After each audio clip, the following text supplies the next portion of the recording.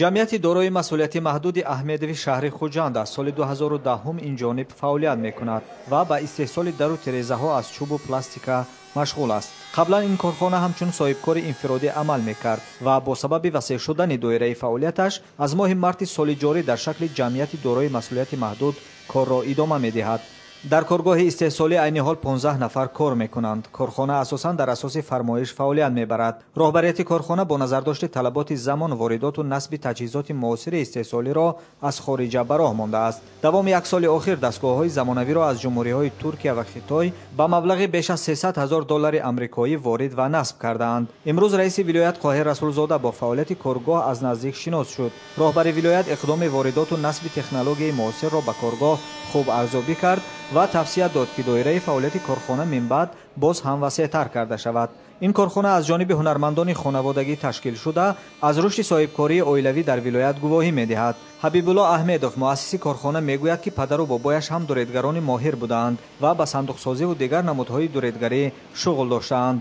имрӯз ин ҳунарро ӯ ва фарзандонаш идома медиҳанд. таҷҳизоти навӣ воридшуда ба андешаи мутахассисон суръат ва сифати истеҳсолотро то 10 маротиба беҳтар мекунад.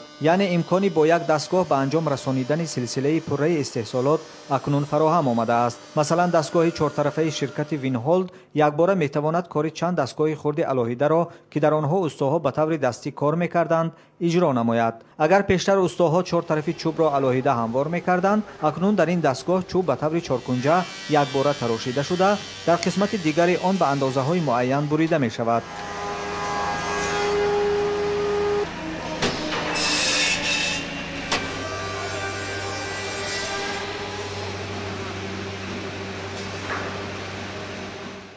дар идомаи кор ин дастгоҳ дар чӯб забона мебарорад ва қисматҳои буридашударо ба ҳам ҷафс мекунад.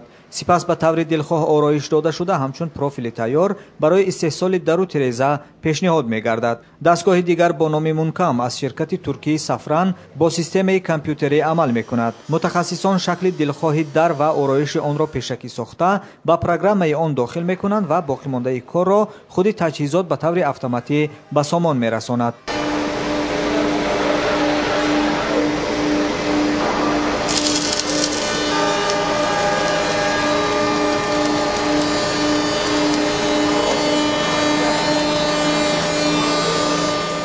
чунин дастгоҳ айни ҳол дар вилоят ягона аст ки метавонад дарҳои хуштару босифатро истеҳсол намояд. барои омӯхтани технологияи мазкур мутахассисони корхона тӯли як моҳ дар ҷумҳурии Туркия таҷриба андохтаанд ва имрӯз мустақилона онро идора мекунанд. дастгоҳи дигари воридшуда Кабан ном дошта барои истеҳсоли дару тирезаҳои пластикӣ пешбинӣ шудааст. раиси вилоят ба сифати маҳсулоти тайёри корхона таваҷҷӯҳ кард.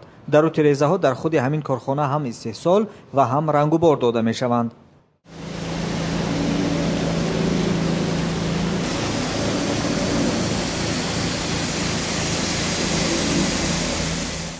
ибодулло маҷидов дар ин корхона як сол инҷониб кор мекунад. мегӯяд ки ба ин ҷо дар аввал ҳамчун шогирд омада имрӯз нозукиҳои истеҳсолотро ба пуррагӣ аз худ кардааст. дар истифодаи дастгоҳҳои нав низ аллакай таҷриба дорад. дар суҳбат бо аҳли коргоҳ раиси вилоят иқдоми ташкили корхонаи оилавиро дастгирӣ кард ва афзуд ки бояд шумори чунин коргоҳҳо аз ҷониби соҳибкорон дар шаҳр бештар шаванд. дар заминаи дастгириҳои давлату ҳукумат ҷиҳати рушди соҳибкории хурдумиёна роҳбарияти корхона ният дорад ки минбаъд низ воридоти технологияи замонавиро вусъат диҳад ва маҳсулоти хушсифати ҷавобгӯи талаботи замонро барои мизоҷон пешниҳод намояд.